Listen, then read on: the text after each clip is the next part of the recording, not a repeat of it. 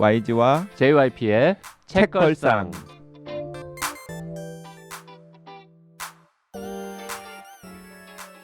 책에 관한 걸쭉하고 상큼한 이야기. YG와 JYP의 책걸상이 찾아왔습니다. YG 강량구입니다. JYP 박재영입니다. 박평 박혜진입니다. 자, 지난 시간에 한 남자 줄거리나 설정을 전혀 말씀 안 드려서 죄송한데요. 지금이라도 좀 하죠 뭐. 네. 이런 건 원래 YG가 정리를 잘하지 않습니까? 네. 시작부터 조금 독특하긴 해요. 그래서 도대체 뭘 어떻게 풀어보려고 이렇게 썼지 저는 정보가 전혀 없이 읽기 시작했거든요. 히라노 게이치로가 작중 화자로 등장합니다. 서문에는.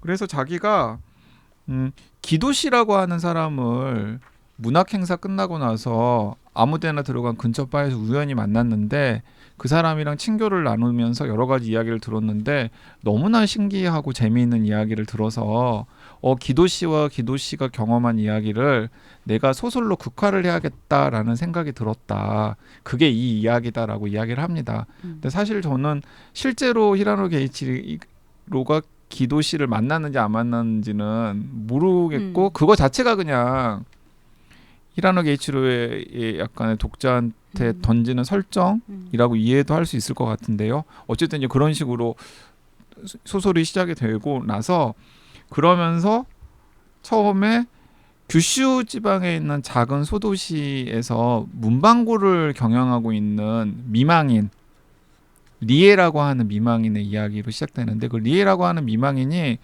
그 마을 근처에 벌목장이 있어요.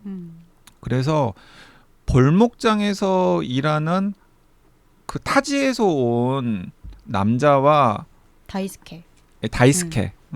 중요한 등장인물이죠. 다이스케라고 하는 남자와 리에라는 그 문방구를 경영하는 미망인이 굉장히 빠른 시간에 서로 교감을 한 다음에 결혼을 하게 됩니다. 그래서 3년 9개월 동안 굉장히 행복한 시간을 보내요. 그런데 그 벌목장에서 굉장히 불행한 사고로 그 다이스케가 갑자기 사망을 하게 되는 거죠. 그래서 장례식도 다 한 다음에 다이스케가 가족이랑 의절한 상태인데 그 의절한 가족에게 알릴까 말까 고민을 하다가 그래도 소식이 끊긴 차남이 타지에서 이렇게 사망했다라는 사실을 가족들에게는 알려야겠지 않나 하는 생각에 그 리에가 가족한테 알리죠. 그래서 다이스케가 별로 좋게 말하지 않았던 그 친형이 방문을 합니다. 아유 여기서도 이렇게 사고를 치면서 번거롭게 하네 하면서 이제 투덜투덜 거리면서 오는 거죠. 껄렁껄렁하게. 왜 의절했는지 알겠다. 이런 생각 들게 하는. 그리고 심지어 결혼해가지고 애까지 있다고요? 뭐 이러면서 이제 등장하는 거예요. 그리고 뭐 죽을 때는 어떻게 죽었습니까? 뭐 이런 식의. 그런데 동생의 사진을 보더니 이건 누구예요? 이 사람 내 동생 아닌데? 누구예요? 이 설정을 전혀 모르고 사실은 책 소개나 무슨 뒷표지에 또 다 나와 있긴 한데 이걸 아예 모르고 YG처럼 그냥 읽다가 보면 그 대목에서 정말 뭐야 어떻게 되는 거야 이렇게 지금 깜놀하는 상황이죠. 뭐 이렇게 지금 전개시키겠다는 거야? 뭐 이런 식의 느낌을 받았죠 저도. 그러니까 무슨 소리냐? 다이스케가 내 남편이고 내 남편이 분명히 당신 이야기도 했고 그 다음에 그 요코하마 근처 도쿄 요코하마 근처에서 맞죠? 여관을 경영한다고 하는 오래된 여관을 경영한다고 하는 당신의 집안 이야기도 했는데 왜 이게 네 동생이 아니란 말이냐 그랬더니 내 동생은 이렇게 생겼다. 당신들 가족 사진에 나오는 그 영정 사진에 나오는 이 사람은 내 동생이 아니다. 이 사람이 혹시 내 동생 죽이고 사칭하고 다니는 거 아니야? 이거 경찰에 신고해야 될 일이네. 이러면서 이제 얘기가 시작이 되는 알고 거죠. 듣는데도 막 소름 끼쳐. YG의 옛날 이야기 막 이런 거 같아. 여기 이제 앞부분입니다. 네, 딱 앞부분. 네. 여기까지는 말해도 돼요. 이게 이제 기본 설정. 이거 뭐 책 뒷표지에 다 적혀 있는 내용이라니까요. 그리고 이게. 여기서 이제 기도라는 사람이 등장을 하는데 기도는 변호사입니다. 네, 기도라는 사람이 등장하는데 아까 제가 굉장히 치명적인 실수를 했는데 이 여성은 미망인은 아니죠.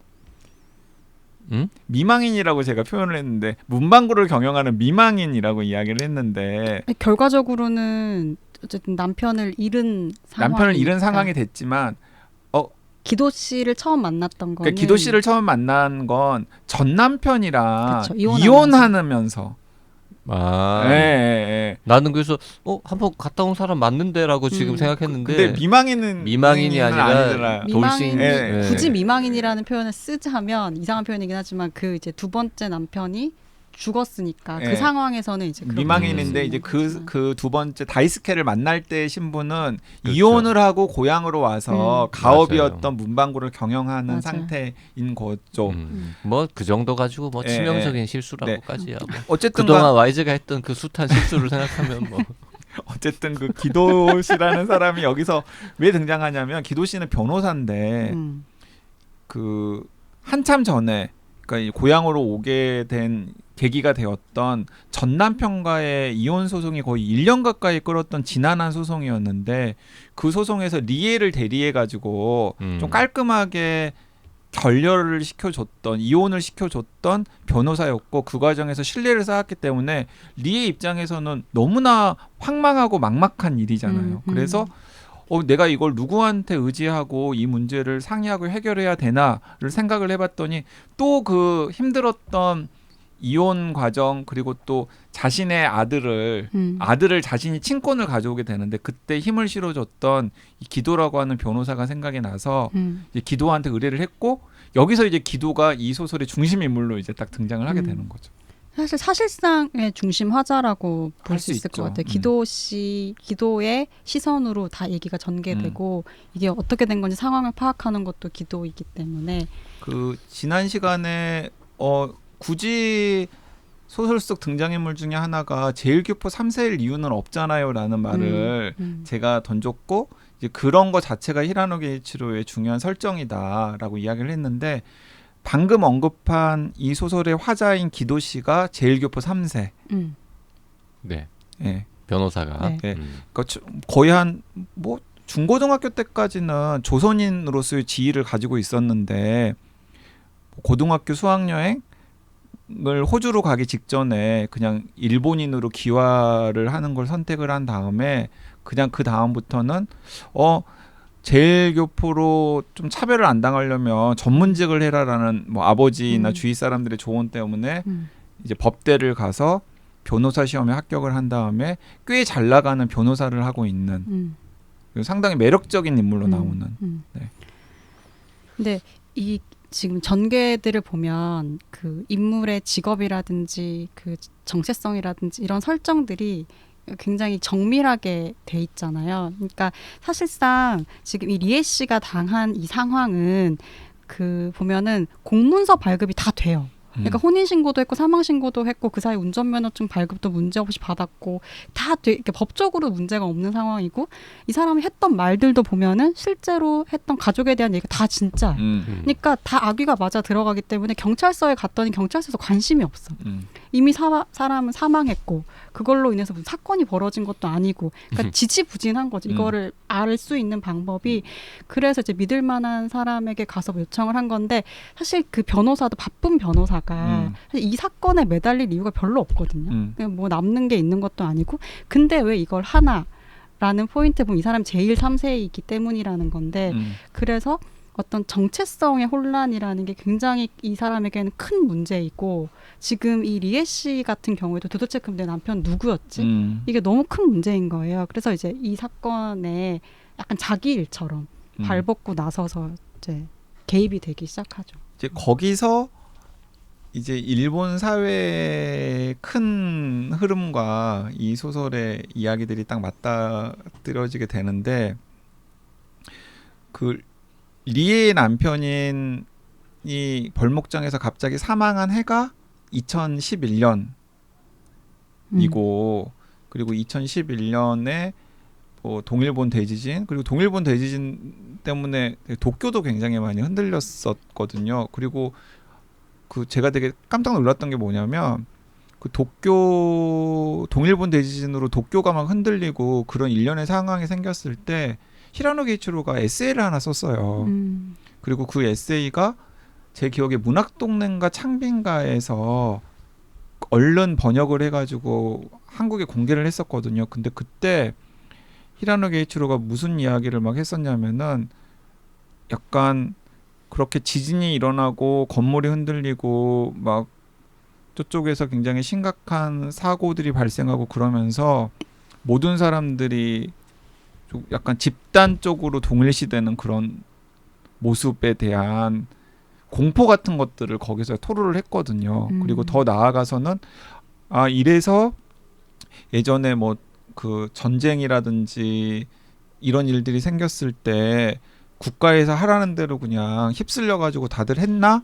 이런 문구들이 이제 그 에세이에 나오는데 그때 그런 경험들이 히라노 게이치로 입장에서는 굉장히 인상적이었던 경험이었던 것 같고 그걸 계속해서 좀 곱씹은 다음에 이 풀어낸 게 이 한남자라는 소설이라는 생각이 드는데 이 기도라고 하는 등장인물이 평생 인식을 하지 않고 살았던 제1교포 3세라는 정체성을 갑자기 인식하게 된 계기가 바로 그 동일본 대지진이 일어나고 그 다음에 언제 도쿄에서도 비슷한 큰 지진이 일어날지도 모른다라는 공포에 모두가 다 이제 휩쓸려 있고 자연스럽게 100년 전에 간토 대지진이 자꾸 언급이 되는데 그 간토 대지진에서 지진이 일어나자마자 일본인 큰 지진이 일어나니까는 희생양을 찾아서 해야 되니까 이 지진이 조선인 때문에 혹은 지진 이후에 뭐 이렇게 무슨 우물에 조선인들이 독을 탔다 이러면서 조선인 학살이나 린치 같은 게 막 엄청나게 많이 일어났잖아요. 그지 그걸 상기시키면서 내가 그런 일이 생기면 나의 정체성이 갑자기 도드라져가지고 나나 혹은 나와 결혼한 일본인 그리고 우리 아이들이 그런 꼴을 당할 수도 있지 않나? 이런 공포심에 사로잡혀 있을 때 이런 의뢰를 딱 받은 거죠. 그러면서 자연스럽게 그 연결이 되면서 마치 자기 일처럼. 맞아요. 여러 가지 장치를 계산을 잘 해서 그 시점이라든지 이런 거 그다음에 그 주인공 변호사의 제1교포 설정 이런 것들이 다 계산된 거다라는 거고. 근데 이제 지금 저희가 기본 설정까지 이제 말씀을 드렸고 책 전체를 지나가면서 계속 어떤 일이 벌어진 건지를 이제 설명을 다 해주는데 사실 다 읽고 나서 생각해 보면 그렇게까지 복잡한 일은 아니었어요. 일이라는 게 별로 없어요. 네. 맞아요. 근데 그 사실 쉽게 설명하면 한 3분 설명하면 끝날 만한 일을 한 200쪽 넘게 지금 할애해가지고 계속 쓰는데 계속 재밌단 말이죠. 재밌어요. 그 비결은 뭡니까? 그 스토리 자체는 별거 아닌데. 근데 이런 게 중간중간마다 들어오는 지점들이 있었던 것 같은데 예를 들면 지금 기도 씨하고 이 다이스케 사라진 다이스케가 저는 굉장히 맞물려요. 왜냐하면 처음에 이 기도 씨가 이제 귀화를 하거나 할 때 되게 고민하는 것 중에 하나가 실체와 실감이라는 얘기 막 하거든요. 그러니까 자기는 한국에 살았지 않았기 때문에 한국인으로서의 실감이 없는 거예요. 그래서 일본으로 귀화를 하고 그런 고민들을 하는데, 그러니까 이 기도는 실체는 분명하잖아요. 근데 실감은 없어요. 한국인에 대해서. 근데 사라진 다이스케는 이 가족들에게는 실감은 너무 확실해요. 우리와 함께 3년 9개월 동안 너무 행복하게 살았던 너무 좋은 사람, 너무 선량한 사람이고, 근데 실체는 묘연해요. 그러니까 이 두 가지가 계속 왔다 갔다 하면서 도대체 그러니까 나라는 게 어떻게 구성되는 것인가가 그 실체에 기반한 세계와 실감에 기반한 세계가 계속 같이 나오는 거예요. 그러니까 이게 지루하지 않고, 그러니까 쭉 한 이야기처럼 흘러가는 것처럼 보이지만 사실 세계는 좀 다른 거죠.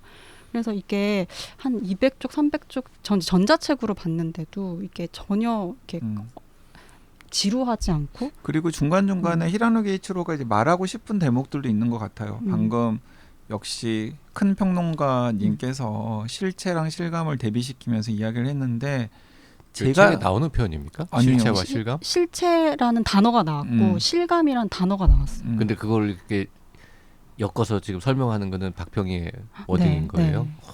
큰 평론가지. 멋지다. 멋지잖아요. 멋지다잉. 그래서 그런데 히라노 게이치로는 약간 실감 쪽 손을 들어주는 것 같아요. 맞아요. 왜냐하면은 이런 제가 인용해 놓은 문구 중에 이런 문구도 있어요. 예를 들어서 그 큰 평론가의 지금 그 고아한 표현을 지금 YG는 받아서 또 다른 고아함을 지금 자랑하고 아 있는 고함을 거예요. 자랑하는 게 아니라 그냥 실감을 손을 들어줬다. 실감을 손을 들어줬고 그걸 지지하는 표현도 있는데 그 기도 씨가 이런 식으로 생각을 하는 거죠. 이 다이스케 사건을 이야기를 하면서 다이스케라는 남자가 있었고 그 남자가 한 여성과 사랑을 했고 또 그 가족들과도 서로 사랑하면서 오랜 시간을 보냈잖아요. 자 그러면 그 가족들은 그 다이스케에 대한 좋은 기억들을 가지고 있잖아요. 근데 갑자기 그 남자가 다이스케가 아닌 게 된다고 해서 그때의 그 사랑이라는 게 과연 사라지는 건가? 맞아요. 사랑의 과거가 중요한 건가? 그 사람들은 그 다이스케를 사랑을 한 거지. 그 다이스케라는 어떤 정체성을 사랑한 건 아니지 않나. 뭐 이런 대목들이 꽤 자문자답하듯이 나오는데 그런 부분들을 저는 좀 인상 깊게 봤거든요. 방금 박평 이야기를 염두에 두면 히라노 게이치로는 약간 실체보다는 실감 쪽을 선택한 게 아닐까. 맞아요. 그 한 몇 번 나왔던 것 같은데 사랑할 때 사랑하는데 과거가 중요한 것일까? 과거는 어떤 역할을 하는 건가? 그런 얘기가 나왔는데 다 읽고 나면 딱 마지막 얘기가 있어요. 그게 이제 그 아내였던 사라진 남편 앞에서 좀 황망했었던 그 아내의 입장에서 쓴 거였는데 맞아요. 네, 그 사랑에 대한 얘기를 하면서 끝나거든요. 그 사랑의 과거는 중요하지 않을 수도 있어. 근데 그 사랑이 있으면 살아갈 수 있어요. 그게 그래서 이렇게 지금 정리하고 나면 그냥 낭만적이기만 한데 그게 굉장히 관념적으로 과도하지 않은 그 관념들로 굉장히 한 칸 한 칸 잘 올려졌어요. 그런데 저는 분명히 또 우리 독지가 카페의 마티니의 끝에서 보면서 고구마라고 하셨던 분들이 그 정도는 아니지만 고구마라고 여길 만한 부분들이 분명히 있는데 본인의 선택은 또 그걸 배신하는 선택이잖아. 맞아요. 왜냐하면 이 소설에서 그 다이스케의 정체를 찾아가는 그러니까 사라진 남편 X라고 표현을 하는데 이제 왜냐하면 이 사람은 다이스케가 아닌 것으로 밝혀졌으니까 진짜가 누군지를 모르기 때문에 기도 변호사는 X라고 표현을 하는데 이 X의 정체를 찾아가는 과정에서 그 진짜 다이스케와 과거의 연인이었던 한 여성이 등장하고 그 여성이 이제 중간중간에 감초처럼 또 중요한 역할들을 하는데 그리고 또 그 과정에서 또 기도 변호사의 또 이제 가정사와 관련된 이야기들도 나오고 그러면 이제 기도 변호사가 어떤 선택들을 해야 되는 상황이 오는데 그 선택들은 또 본인이 생각하는 것과는 전혀 다른 또 선택을 하니까 제가 보기에는 다른 선택. 그래서 그런 부분들도 약간 독자랑 이 작가가 약간 서로 대화하듯이 나는 이렇게 선택하게 만들었는데 당신은 어떠니? 그래서 지난 시간에 제가 편집자라면 아마 잘라버렸을 법한 대목이 있다라고 했는데 저는 그런 부분들은 편집자 입장에서는 좀 아예 이건 좀 아니다 하면서 약간 치지 않았을까? 편집자 입장에서는 히라노 게이치로가 기쁜 게 좋죠. 네, 작가가 즐거운 것이. 가정사가 뭐였는지는 기억이 잘 안 나네요. 읽은 지 한 5개월 됐거든요. 네. 그래서 다 까먹었는데. 5개월이나 됐어요? 옛날에 읽은 되게 거죠. 빨리 네. 읽으셨네요. 그 제가 5개월 동안 하자 해가지고 오늘 성사된 방송입니다. 이게. 네, 바나나님 이 JYP의 공이 큽니다. 성사에는 사실 박평 안 읽을 뻔했잖아요. 저 안 읽을 뻔했어요. 근데 읽으면서 앞에 시작하고 거의 시작하자마자 이거 안 읽었으면 너무 후회했겠다. 읽어서 너무 다행이다. 그러니까 저도 싶었어요. 나왔을 때 안 읽었잖아요. 그러면 이제 안 읽었을 거거든요. 근데 이게 이런 건 좀 궁금해요. 그러니까 우리가 약간 좀 냉소적인 세계의 왜곡을 많이 느끼잖아요. 지적이라 하면 냉소적이어야 되고 약간 염세적이어야 할 것 같고. 왜 근데 나를 봐요? 냉소와 염세. 지적인 건 모르겠고 냉소는 맞아. 염세도 모르겠는데. 저 따뜻한 사람이에요. 그래서 근데 한 남자 읽고도 저 눈물 흘렸던 사람이라고요. 그러네요. 근데 그 좀 낙관적이에요. 뭐에 낙관적이냐면 사랑에 낙관적이에요. 그러니까 우리 한 사람의 존재가 그러면 어떻게 내가 누구라고 말할 수 있냐? 나는 내가 누구라고 무엇을 근거로 말할 수 있나라는 질문을 하고 뭐 답이 있는 건 아니잖아요. 이 소설에도. 근데 그냥 사랑하는 사람의 마음속에 있다는 것인가라는 생각이 들어요. 그러니까 나라는 거는 나와 사랑을 나눴던 사람들의 마음속에 다 조각조각 나 있는 건가? 분인론. 네. 그래서 그게 히라노 게이츠로의 네네. 분인론이잖아요. 그래서 딱 연결이 되면서 근데 그게 약간 간지러울 수도 있지만 또 그런 것 같아요. 사랑을 할 때는 다른 사람의 시선으로 세상을 보잖아요. 그 사람의 시선으로. 그러니까 막 뒤섞이고 나의 뭔가가 거기 남아 있는 거고 그래서 그거를 한 소설로 이렇게 풀어낸 것 같은데 그 이야기, 그 낙관, 그 사랑에 대한 이 이념을 사람들은 어떻게 공감할지 이런 게 좀 궁금하고. 그래서 저는 그러니까 박평은 30대 중반이긴 하지만 진짜 이게 20대 30대들한테 이런 감성과 이야기가 어떻게 다가갈지 조금 궁금하긴 해요. 그 친밀한 이방인의 일본판이잖아요. 아, 따지고 보면 저도 그렇죠. 친밀한 설정이. 이방인 또 저도. 생각도 많이 했거든요. 그래서 신분을 달리 해가지고 이 지낸 모습이 네. 크게 다를 뿐, 네. 그리고 성별이 다를 뿐. 그리고 그런 쪽에 약간 더 비중을 뒀으면 사실은 살짝 삐끗하면은 표절십이 날 수도 맞아요. 있는 부분들까지 있는데 근데 그건 근데 전혀 아니에요. 그냥 결이 완전히 다르니까. 자, 그리고 이 보면서 느낀 것 중에 하나가 일본은 아직도 이 주민등록 제도 이 되게 허술한가 보다. 아니, 그리고 한국에서는 있을 수 없는 그러니까. 우리나라 지문 찍잖아요. 맞아요. 있을 수 없는 일이죠. 그러니까. 우리나라에서. 일치해야 되는 거죠. 왜냐하면 딱 하면은 뭔가. 띠 지문이 다릅니다라고 이거를 나오는데 보면서 일본은 되게 아직 후진국인가? 얘는 이게 가능하다고 이런 생각을 많이 했습니다. 그러니까 사람의 YG도 가끔 다른 사람의 신분으로 좀 몇 년 살아보고 싶은 마음은 없습니까? 저는 전혀 없습니다. 전혀요?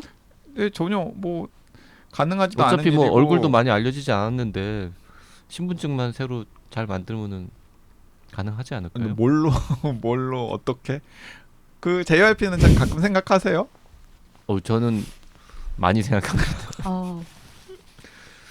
뭔가 이렇게 한 사람만 얘기해 주시면 안 돼요? 그럼 다른 사람 어떤 사람? 아니 뭐 어떤 사람?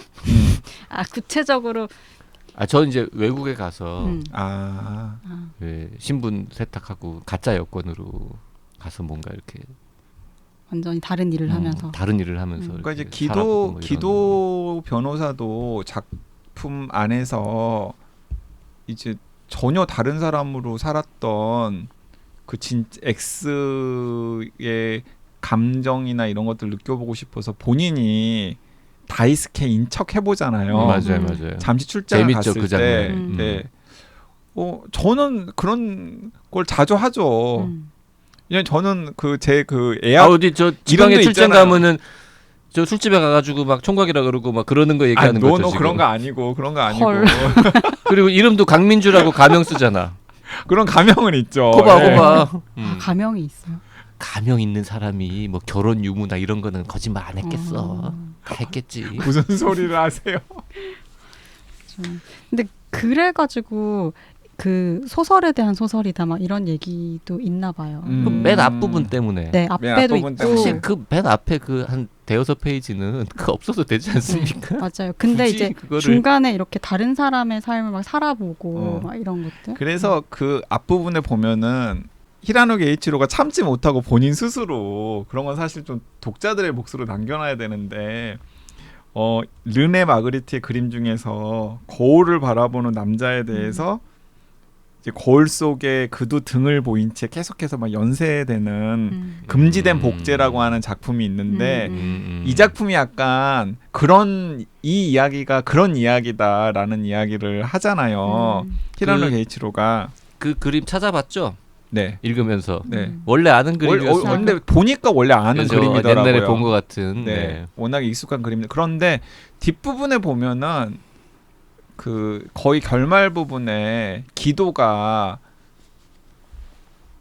딱 여기에 딱 조우하는 장면이 또 나오더라고요. 그래서 히라노 게이치로가 이런 것들로 좀 이렇게 약간 설정을 해가지고 써나왔구나라는 생각이 들고, 그런데 또 한편으로는 이런 건 좀 독자 스스로 해석하고 찾게 만들어야지, 앞에서 가이드까지 해주는 거 너무 많이 썼고 너는 너무 많이 개입한 거 아니야? 라는 생각도 들기도 했습니다.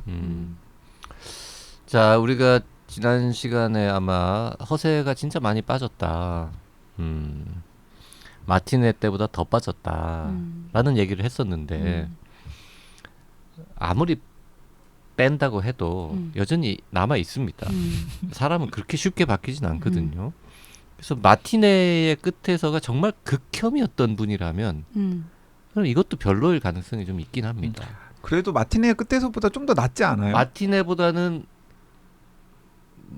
좀 덜해요. 뭐가 덜하다고 해야 될지 모르겠는데 마티네를 싫어하셨던 분들이 싫어할 만한 요소가 훨씬 적긴 합니다만 여전히 남아있기는 하다.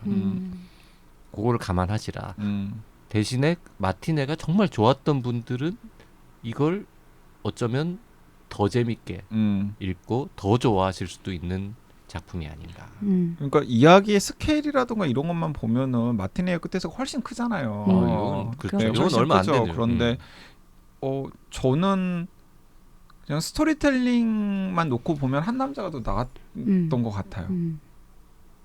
그러니까 저도 약간 줄거리나 이런 설정만 보면 무슨 세상에 이런 일이나 뭐 궁금한 이야기 Y 뭐 이런 얘긴가 싶지만 아니면 저기죠.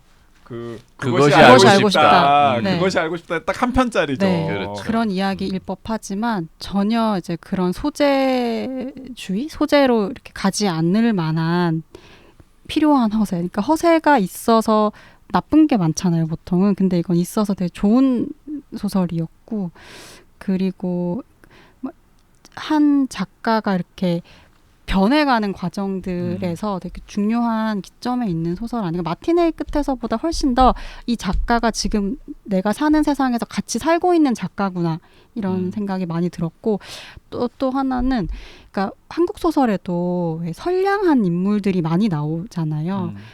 유독 그런 것 같거든요. 그러니까 이제 빌런은 거의 존재하지 않고 그 자리는 시스템이 있는 것 같아요. 어떤 악당이 아니라 시스템이 빌런이고 착한 사람, 선한 사람들이 되게 많이 나오는데 왜 그런 이야기들이 많이 나오는가에 대한 해답 하나를 얻은 것 같았어요. 왜냐하면 뭔가 이런 그 동일본 대지진 이후에 이 작가가 느꼈던 환멸 같은 것들이 한 사회가 가하는 폭력이라든지 한 사람을 이제 힘들게 하는 어떤 정체성의 위기라든지 막 이런 걸 통해서 약간 좀 한 사람을 넘어서는 공통의 정체성이 어떤 것이어야 되는지 고민을 좀 하게 해주고, 근데 여기도 보면은 좀 그런 고민을 많이 하잖아요. 기도 씨가 공익적인 고민 되게 많이 하고 와이프가 좀 이해하지 못하고, 근데 그게 왜 필요한지에 대한 답을 좀 주는 것 같아서 약간 시대의 고민을 같이 나누는 작가구나라는 생각이 좀 들었죠. 그 전까지는 별로 그런 생각 안 들었었거든요.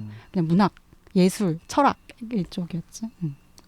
만약에 이 방송 들으시는 분들이 30대 후반에서 40대 후반 정도 언저리에 걸쳐 있는 평범한 생활인이다 하면 저는 이 소설을 읽으면 상당히 많은 부분 공감하면서 뭔가 그 정서라던가 이런 것들을 공유할 수 있는 가능성이 굉장히 높다.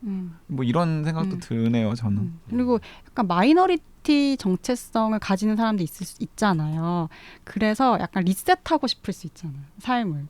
이렇게는 뭔가 너무 낙인이 찍혀 있고 그 낙인을 뭔가 다시 할 수 있는 방법이 뭐가 있나요? 근데 그게 별로 없는 사회일 수 있잖아요. 근데 그런 생각을 많이 하는 사람일수록 이걸 리얼리티로 받아들일 수도 있을 것 같아요. 오히려.